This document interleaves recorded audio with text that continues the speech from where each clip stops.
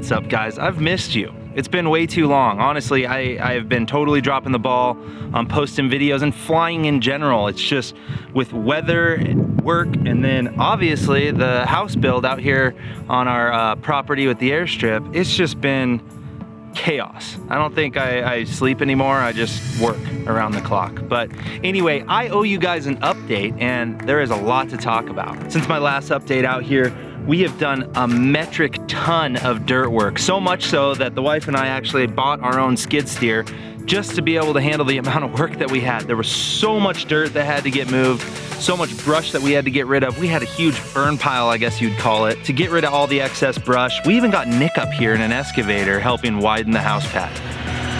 What do you think, dude? Oh, this is awesome. Most fun I've had since the accident. Really? Of course.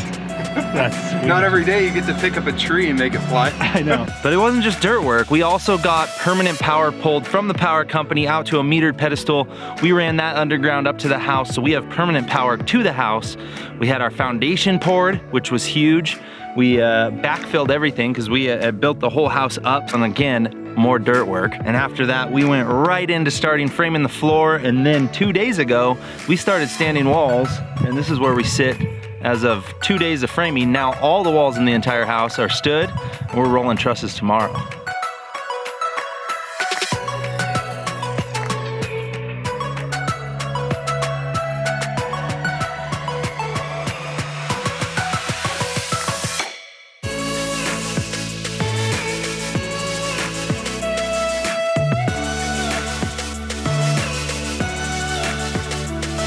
Now all of this has been going super fast and it's all very exciting, but there was one part that we tried to take care of a long time ago that ended up being something that almost put a halt on the entire project, almost put us completely over budget to where we weren't able to recover from, and that was getting water. And when you think about it, out here, high desert, it's an area notorious for deep wells, and when you're drilling at over $50 a foot, it can get scary fast.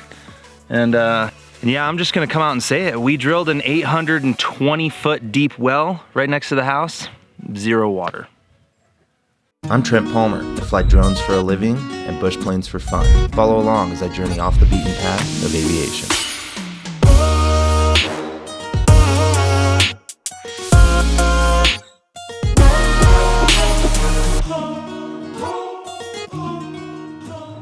All right, so now the story of how we ended up in this predicament, how we ended up drilling so deep, hitting no water, and how we got out of it. Now the well and water out here has always been a concern, and it's been one variable that we've been scared of from the start because there's no real way of knowing if and when you're gonna hit any water. And when we're up, you know, we're close to 6,000 feet up here.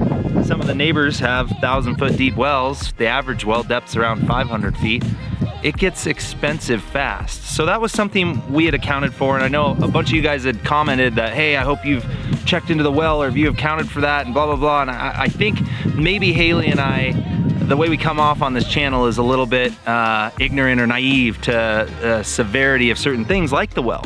But this is one of those times that that was not the case. I can tell you that I've spent so much time looking at well logs for this whole valley that I know everyone's well around me better than they know their own well. I'm like, I know exactly how deep their well is. I know what their static water level is. I know what they're yielding. I know what year it was drilled. I have all that marked out. I brought in a friend who's a geoscientist who did a scientific survey of the entire lower portion of the property, trying to find what would be the best place to drill. And that's honestly what we had originally planned on doing. Our property, or where our house is, sits 150 feet above the lowest point in the property.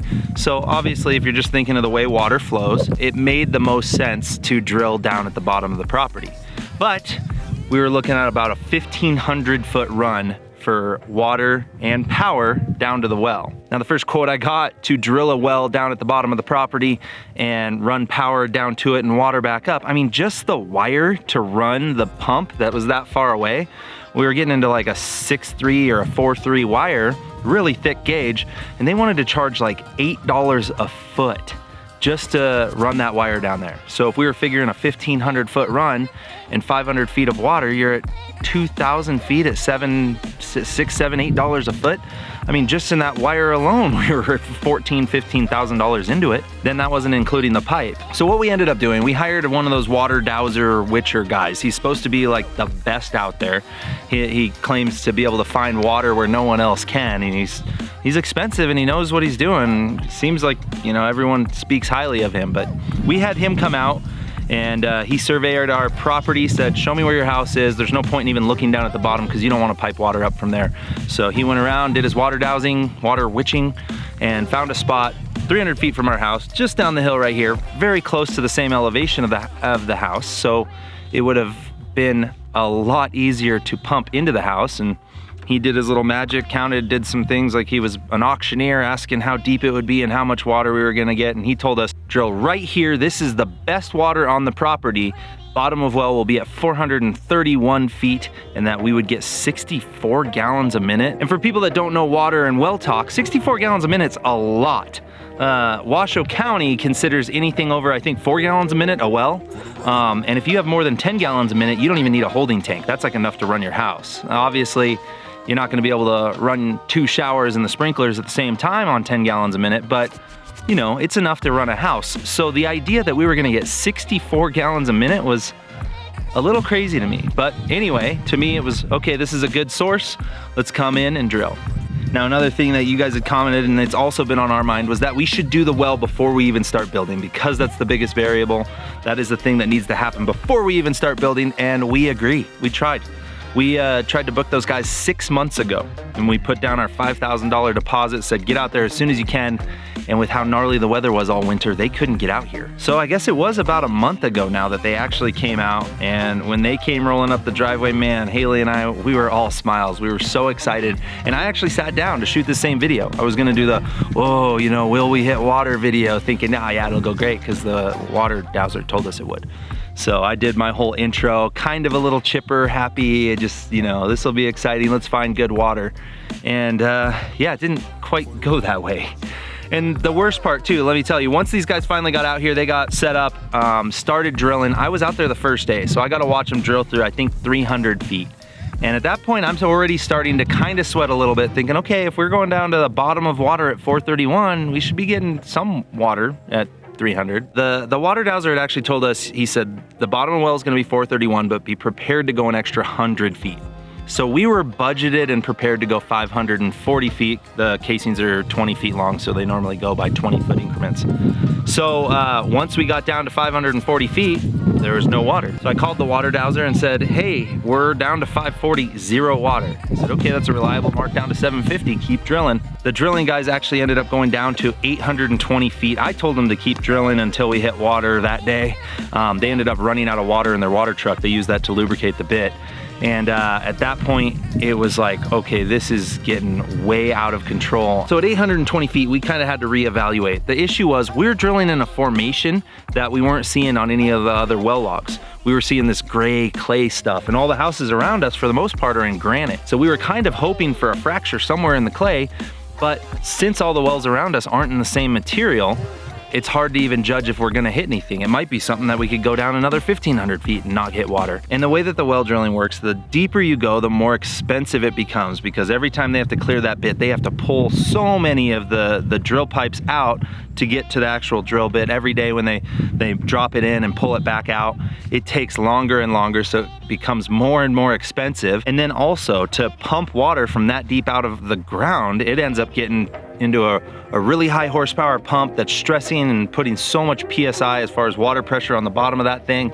So we ended up evaluating and looking at the numbers, and it ended up making more sense for us to abandon the well at the top, move back to the original plan at the bottom of the property, drill another 500 feet, because that would be cheaper than us going another 150 feet to try to hit 1,000 foot like some of the neighbors are. So we made the difficult decision that after the week of drilling they've spent out here trying to hit water, that they should go ahead and fill that hole with gravel and pour concrete in it and move down to the bottom of the property.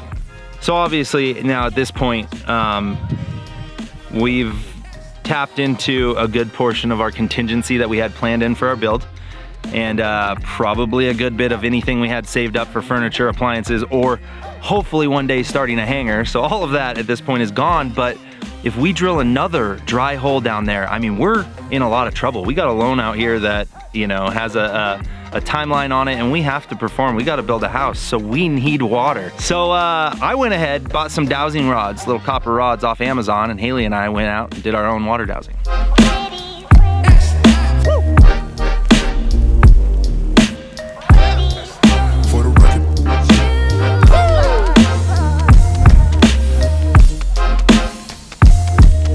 So the funny thing is, those things actually, like, for sure do something. I don't know how accurate I can say they are, and they make you do this weird thing where you ask a question, and then when you raise them, if they cross, it's a yes, if they don't, it's a no. So you ask, will I have water by this step? So you basically go through process of elimination asking it stuff. Okay, so you just asked the divining rods about the water. What'd you come up with?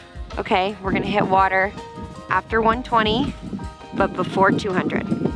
And what about, did you ask about gallons per minute? I did ask about gallons per minute. We're gonna be between 25 and 30.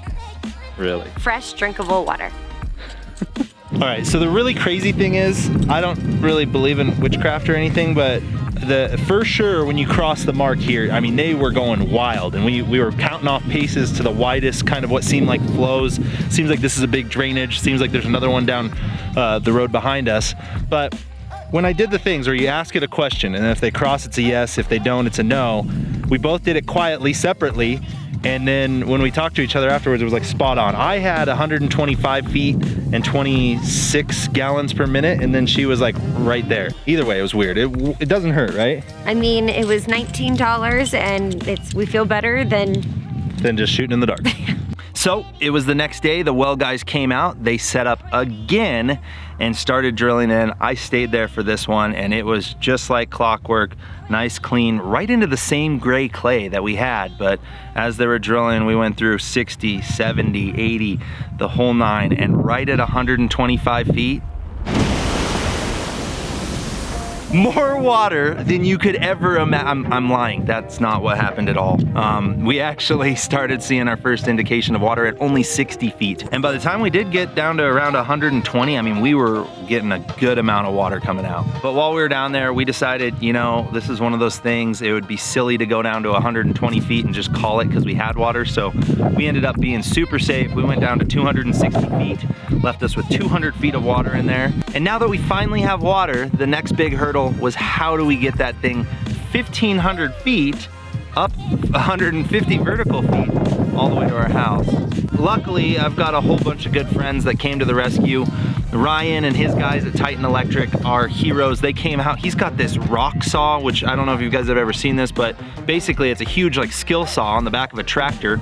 Cuts a perfect 3 foot deep, 6-inch wide trench. They were able to trench all the way down the 1,500 feet and backfill in like an hour and a half with both conduit and water pipe in it. Now, as far as actually setting up the pump and getting the whole thing running, a buddy of mine, Lauren, drove up from Southern California to spend his whole weekend helping me set that up.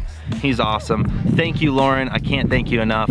So the way it works, we've got a little pump down at the bottom. That thing pumps pretty slow, 5 gallons a minute, not high pressure or anything, up to a holding tank that we have next to the house. It's 3,000 gallons. Once it's full, there's a float in there. That turns off the well at the bottom. Then we're good. We keep the water up here. It's there if we need it. We've got a fitting off of it. If there were a wildfire, I can run out there with a gas-powered trash pump and some fire hose and have my own little fire setup, even if the power's out. And then from that actual holding tank, we're just running a big unpressurized line into the house. We'll have a boost pump that can do 30 gallons a minute at 60 PSI. That'll allow us to run everything we could ever want. And we now finally have water, and we are through that hurdle. All right, guys, I've been rambling on long enough about the nitty gritty of water and wells and pumps and all of that. But you know, honestly, it was a big deal to us. I am not a very anxiety-ridden person. Luckily, I know that it can be a very tough thing for a lot of people, and I've been someone that doesn't really get anxiety, and I handle stress really well. This was a whole different situation. I have not had that much anxiety and that much stress in my adult life. So I am so relieved to be through that whole hurdle. That was the last big variable on this thing. The rest of it, we have numbers that are pretty dang concrete. So hopefully, as long as everything goes somewhat close to plan. We're gonna have this thing built in no time, and we're gonna be out here with a beautiful new home up on top of a mountain with their own little airstrip. So really quickly, I do want to thank Bruce McKay, Pump and Well, for coming out and taking care of us. It was a hard situation for everyone, and they did their best to work with us price-wise to keep us, you know, somewhere within reason, and I do appreciate that. Also, Ryan and all his guys at Titan Electric, they're rock stars. You guys ever need a big-ass fan, you know, that they set up in hangars and stuff, call Titan. They're your guys. They set those up all the time. And also Lauren with Abundant Water Wells in Southern California. If you guys are in Southern California, and actually now Idaho, he's your guy. He's a super honest dude, runs a really good operation. I highly recommend using him. If you're ever looking for water, call Lauren. I guess this is a pretty good time to do a thank you to the sponsor of this video, you guys, for buying my merchandise at trentpalmer.com/shop. We came out with a whole new series, Desert Pilot Tees. Go check them out. They're all new for the summer, about the environment that I love flying in, which is the desert. It has its own set of unique variables like density, altitude, weird wind scenarios, the whole nine. All of it that a lot of pilots don't deal with all the time, and some of you guys maybe do. But either way, desert flying to me is very nostalgic, and it's my favorite place to fly. So go check out the Desert Pilot line, and we actually have a whole bunch of other new merchandise, again, on trentpalmer.com/shop. All right, I'm gonna probably wrap this up. We got Pylon Racing School this week for the Reno Air Races, which I don't even know if I've announced to you guys yet, but the Stoll Drags are coming to the Reno Air Races this fall. We're gonna be out there next week training for the air races. We have to do the full nine, where we're wearing helmets and race suits and everything, so I'll be sure to document that. So guys, stay tuned, and you know the drill. Like this video if you do, subscribe if you haven't. Come be my wingman. See you on the next one. Peace.